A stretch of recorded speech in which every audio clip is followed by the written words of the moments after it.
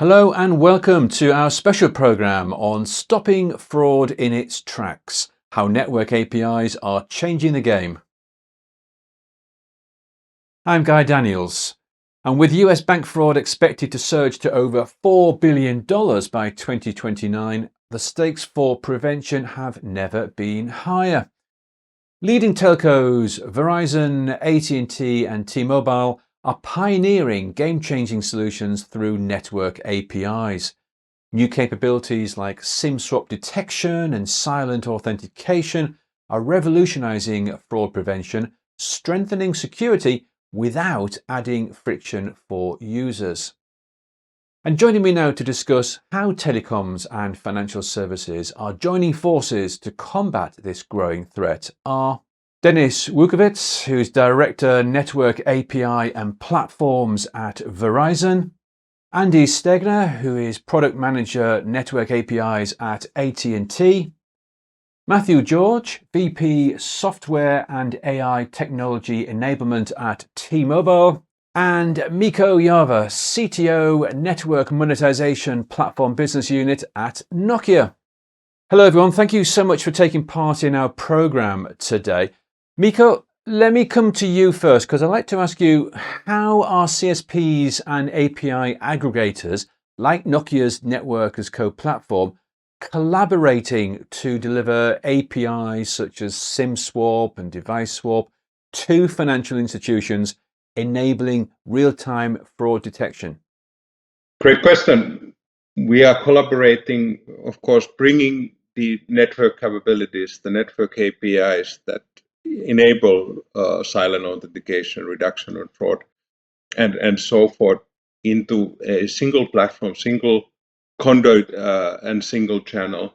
And then what that enables the simplification of the use of these capabilities and integration of those into the application by application developers. So we in Nokia provide a platform which integrates the network APIs from the service providers and then provide them as single API that they can integrate then to the application. And then the simplification goes further, not only for the integration of these APIs into the application, but it also goes then to the simplification and end user journeys through silent authentication and reduction of fraud. So they makes the end user journeys more secure and simple. And the nice thing is it is all real as well. So we are going to demonstrate today how the network APIs enhance and secure end user flow and do that across exactly the same way across multiple networks in the demo. Thanks very much, Mikko. Well, this demo you mentioned, is this a demo on real-life networks? Yeah, it is a demo definitely on real-life networks. We have integrated Nokia's Network as Code platform with T-Mobile, Verizon, and AT&T's network APIs. And then we have an application, end user application, which runs on the end users and consumer devices. And that showcases how the APIs are used from all of these networks to secure and enhance the end user flows in banking applications. So very much real network integrated demo that you'll see. Great. Well, in that case, let's look at the demo now. And Mikko is going to take us through the demonstration, which highlights the security measures of a banking application that's using network APIs as part of the authentication flow. We have three phones here alongside of each other. One from Verizon on the left, then T-Mobile and AT&T. And then we can see also My Bank, which is the application being used on all of these phones. It's monitoring for the Verizon phone.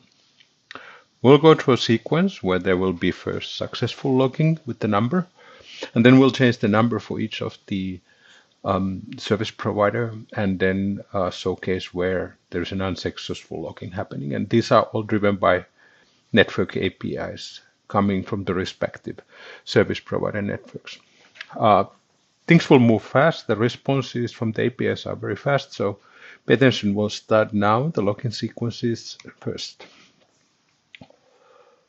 So here each of the individual subscribers are logging into their application, and the response is really fast, making the authentications really seamless, and two-factor silent authentication happens just there in the background. And there we can see also response statuses and how did the authentication go with the number verification example is shown on the MyBank monitoring application. Now this follows then a second logging attempt where there is a number which has some issues. Either it's not verified number, or there is a recent SIM swap related to that number, and we can see then that again the response is very fast from the network APIs, but that triggers a secondary authentication because some of the checks didn't fail, were not valid, for example, for SIM swap or number verification. Now, all these applications, they were utilizing single API from network as code, which are aggregated from the service providers and then baseline. And we can see here the various APIs which are available for developers to integrate for number verification, KYC match, SIM swap, and so forth. And here we can see also then the resulting API calls and low latency communicating with the networks for the respective calls that were just now made. Thank you. Thanks, Mikko. Fascinating demonstration there of what can be achieved with network APIs. Well, let's continue our discussion and talk now with our other guests. Andy, if I can come to you, with US bank fraud projected to rise from $2.5 billion in 2025 to about $4.1 billion in 2029, how are CSPs leveraging APIs like KYC matching number verification to strengthen authentication without adding user friction? Yeah, Guy, that's a great question. So I think if we asked many financial institutions today, how do you authenticate your users? The majority of them are going to say one of two things: email one-time passcodes or SMS one-time passcodes. And we as carriers, although we believe that that does work and we have a part to play, technology is evolving and network APIs are here. And we do believe that APIs like KYC match, SIM swap, and number verification all really help deliver a more seamless and secure experience that leverages the carrier's networks and leverages us as essentially a single source of truth for those mobile application developers. And so the last thing I'll mention is one of the beauties of network APIs is it's not as susceptible to social engineering that we see today with the traditional one-time passcodes. There's a reason why you see do not share this code with anyone, because banks are very well aware that there are many social engineering scams that are happening today. So us as carriers, we are really looking to help those industries that really want to provide a secure and seamless experience for their authentication of their users through these network APIs that we're planning to offer. And Dennis, how do CSPs ensure that APIs deliver meaningful fraud prevention insights whilst also safeguarding user privacy? That's a good question. I mean, on top of privacy that we all take very seriously, we're making sure that the APIs are working and performing the way they should, interacting with the consumers as they should, and providing the results to the end developer and enterprise that would like to use the systems as they should. So again, privacy is very important, and making sure that we are taking that very seriously, making sure that our what we are providing is exactly what the user is expecting, and that our notification to the user is appropriate. Good to hear, Dennis. Thank you very much. And Mikko, let's come across to you again, because I'd love to know what Nokia's role is in enabling ecosystem-wide standardization here. Yeah. So Nokia's role enabling ecosystem is two phases. We have two parts into it. One of the things is that we are trying to connect to the supply of the network APIs and make that supply commonly available then on the demand side. So we're growing both the supply side ecosystem for the APS. That means partnerships with service providers, and then we'll connect them to demand. This means application developers, enterprises, banks, financial institutions, and others as customers. And of course, to make the network API concept fly and provide value, we need to build the ecosystem both on the supply and demand side. Now, underpinning this effort of building commonality and building the ecosystem, there are also standards or initiatives like the Camera project for providing common definitions and understanding of what the APIs, network APIs should be. And then, of course, there's the GSMA Open Gateway Framework as well, which more describes the model. But it all brings into building, connecting to the supply of the APIs, making that commonly available then for the demand side. And that's how we can then, as an ecosystem, create value on network APIs. Great. Thanks, Mikko, for that clarification. Matthew, let's go into a little more depth here. I'd like to ask you what steps have been taken to accelerate the adoption of silent authentication APIs across both the financial and merchant ecosystem, and also how these align with regulatory guidelines for high-value transactions. Yeah, hi, Guy. Thanks. We have a unique position here at T-Mobile where we actually run a merchant ecosystem ourselves. Like, we have customers who transact with us. And what's been really great is for us to actually show silent authentication in play in our flagship T-Life app. So today, when a T-Mobile customer interacts with us digitally via the T-Life app, we leverage silent authentication. And it's been obviously a great security aspect to the way they transact. But more importantly, it's removed friction from the transaction. So like our ability to increase digital adoption, because customers don't have to remember passwords, and they can still feel secure and transact seamlessly. It's been a great proof point. And I think there's no better way than to start a conversation by saying, hey, it works for us and it works for us at scale. And we've got the evidence for it. And as far as like the regulatory environment, I'm not a lawyer, but in general, like the understanding that we have is that as long as we are doing things for the benefit of the customer, to prevent fraud on their behalf, to watch out for them and their security, this sort of information sharing and leveraging network credentials for authentication is fair game, and it's in the best interest of our customers. Great, Matthew. Thanks for that. And a question I'd like to ask to all of you here is that, given that all three major US carriers are participating in this session today, it's fair to assume there's strong market demand for these capabilities we're talking about. So how are you collaborating with not just the ecosystem, but with each other in accelerating this demand and supply and helping to grow the market together? Andy, can I come across to you first for your comments?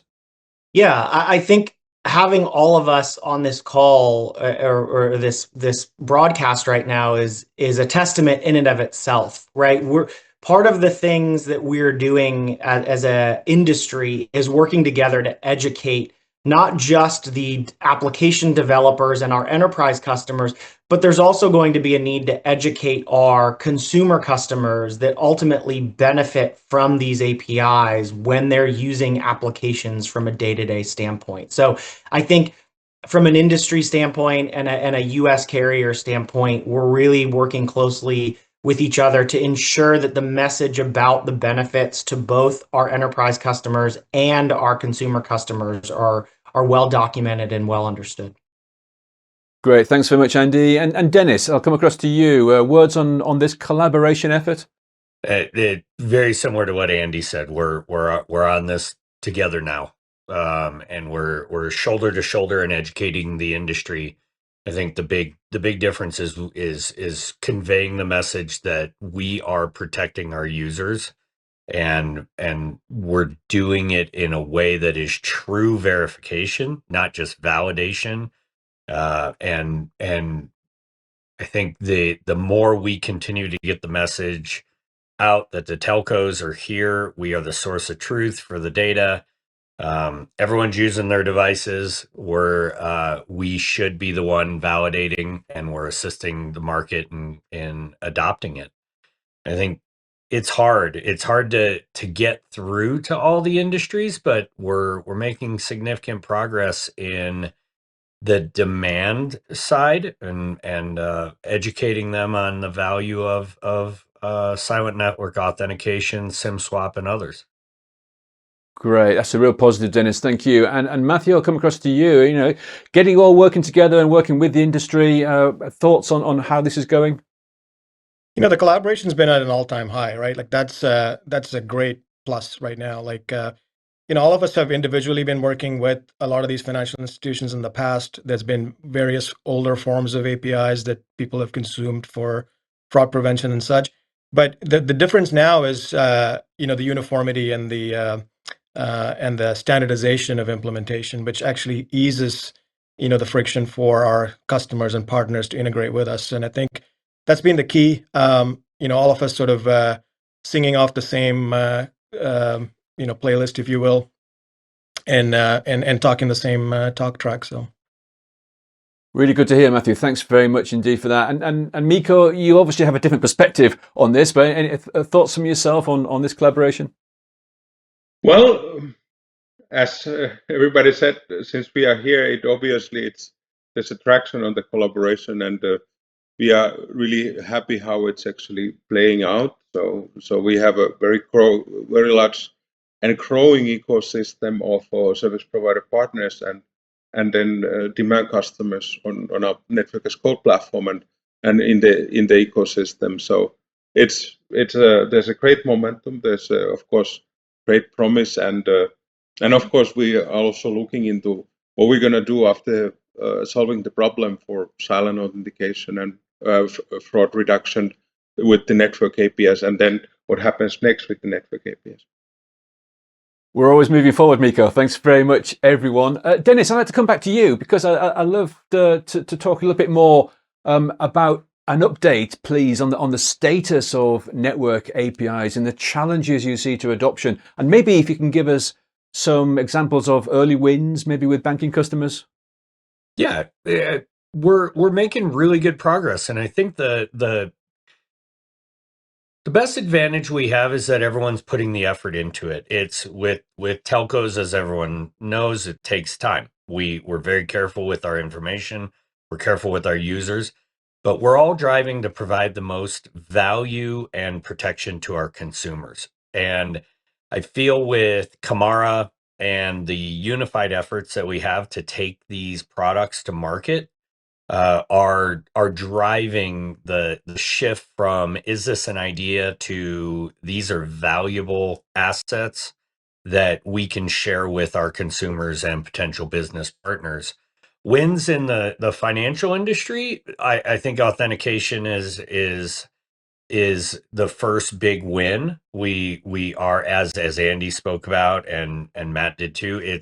We're starting to see the education rise to understand that moving away from multiple friction points to a unified silent authentication where we're actually validating somebody to the device, making sure that device hasn't changed in any way, and the account is accurate, has become digestible from the banking industry. So you're going to see significant tailwinds and integrations for new ways of authentication that are going to protect consumers as well as create a better use case and user flow.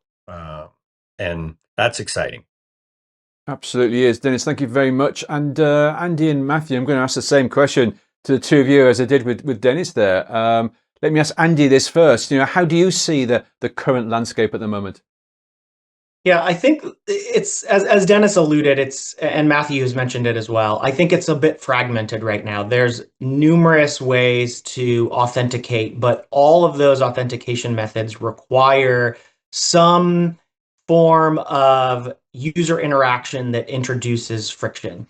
And I think where I'm seeing this going is a more seamless and frictionless experience that also provides more security for our customers. I think that is the most important part of where I see this going is we are looking at technological solutions that provide a more robust, secure experience. And I'm encouraged by, as Dennis mentioned, we're now at a point where these are real. It's no longer we're talking about it, but they are real and tangible. And we're just excited to get these into the hands of our enterprise banking customers. Yeah, really good point, Andy. These are real. And Matthew, I'll come across to you as well and ask you, how you're seeing the current landscape. Yeah, I mean, there's a silver lining to all this fragmentation, and the silver lining is that we are talking to all of these customers already, right? It's just in a fragmented, slightly friction heavy ways. But so, the door's already open, the conversations are already happening, they're already partners. So now we have an opportunity to say, hey, we've got something better that's actually going to be not just better for you as a customer of ours to integrate with, but ultimately better for the consumer in the US market. That aside, the other piece that I want to maybe touch on is, the ongoing possibility of additional APIs in this network domain. As all three of us carriers continue to ramp up our 5G deployments and standalone networks, the host of possibilities that come about, with slicing and other capabilities with 5G, it not just adds a level of security, but then it also adds bespoke capabilities that cater to our customers' needs. So I think the runway is long, and the opportunities are just we're just scratching the surface is how I'd put it. Yeah, and that's a really important point as well. Thanks very much, Matthew. Miko, I'm going to come across to you and ask that question about AI, because I'm going to have to ask about AI and how we think AI technology, whether that's Gen AI or Agentic AI, will integrate with network APIs. A lot of discussion on this at the moment, and how it will integrate to proactively detect and prevent SIM swap fraud in mobile banking authentication systems. Yeah, I think AI will drive a lot of transformation in respect to APIs, and this applies to Gen AI and agentic AI as well. But so first of all, AI changes quite a bit how the integration into the applications with the APIs are done. So first of all, Gen AI tools make the integration generally much more faster, and it can be done almost automatically. And then tools like MCP enable then the APIs used as tools for agents. And again, the integration is very seamless or automated after that. So it will change how APIs will be integrated, how they are used, and then how they are consumed. And specifically, if you're looking into the area of fraud prevention, we are already testing and developing agents which could be monitoring and providing fraud signals, and provide that way high value for customers using those signals, which could be the banking and financial institution, as well as, again, enhancing the security of the end user. So really the AI developments, they are accelerating actually the use of the APIs, the adoption of the APIs, and then how value can be created on top of APIs. And there's been a lot of questions, of course, also overall, that will agents and Gen AI kill the APIs? And we don't think that's happening. Of course, as I mentioned, they will change how APIs are used, and actually eventually what they are as well. But the APIs really keep the tools and capabilities available for AI agents and Gen AI to use. Yeah, Miko, this is a really interesting area. Thanks very much for that. And Matthew, I'm going to ask you the same question as with Miko there. How do you see AI technology integrating with network APIs to proactively detect and prevent SIM swap fraud? Yeah, I think the biggest value, or the most obvious value, is in the detection space, right? Like when we're talking about hundreds of millions of customers, and and billions of transactions that occur on a network on a daily basis, being able to pull out that needle in the haystack and detect, hey, that transaction looks a little fishy, right? That is something that's perfect for machine learning and AI. So the detection capabilities really improve with AI. But the other piece that I'm kind of excited about in this AI domain for us as carriers is this idea of a future world where agents are acting on behalf of our customers. And how do you assure and authenticate those agents? How do you ensure that risk, scores and risk profiles for those agents are adequately monitored and alerted on? And I think we have a unique capability as network providers to be this trusted security provider for our customers, not just for themselves, but then for the agents that are acting on their behalf. So I think that's a whole nother area of possibility there. Oh, absolutely. Yeah. Nicely said. Thank you, Matthew. And Dennis, let me come across to you next and ask you, what does the future look like? And we heard from Matthew and Miko about AI, but what are the most significant opportunities, challenges, and technologies to watch out for? Oh, it's exciting. I think we're in a position now where as we're starting to expose signals from the carriers, there's a wild amount of and wide range of use cases where the signals can be brought to the market to enable better use cases, delight a customer, and protect a customer. I think you're going to see waterfall-based technology based upon ranking of a transaction in the banking industry. So if it's an authentication, it might use 1, 2, 3 APIs. If it's a high-value transaction, you may see a bundle of APIs that are waterfall down to protect someone based upon the use case. And then on top of that, we have a wealth of data as the source of truth carriers. So being able to be able to provide enhanced tools for to better protect consumers. So making sure that the person who's performing the transaction is actually where they say they are, doing the thing they are asking to do, and then allowing the institution to be able to validate that information is just the tip of the iceberg. And then on top of that, we're going to be moving into being able to have levers on the network to be able to ask for permission to have greater performance or bandwidth on the network, and giving more controls to the consumer. So sky's the limit on where we can take our signals, and I look forward to optimizing and reducing friction in user experiences moving forward. Yeah, as you said, Dennis, it is exciting. Andy, what's your view of the future, the direction, and what technologies we should be looking out for? Yeah, I mean, similar to Dennis's comments, I think that we're going to continue to see an evolution of network APIs that are focused around anti-fraud and identity management. I think as that evolves, you'll see additional technologies. As Dennis mentioned, the carriers can be thought of as the single source of truth. So you might see APIs that focus around, hey, what is my device connectivity status so that a entertainment company can deliver a better bit rate and stream to my mobile device to ensure that I have a seamless video experience. And then the application as well ensures that their customers using their apps are happy with that usage. And so I think the use cases will evolve. So short term, I think we'll continue to focus on anti-fraud. There is a very, very clear and inherent benefit for our customers.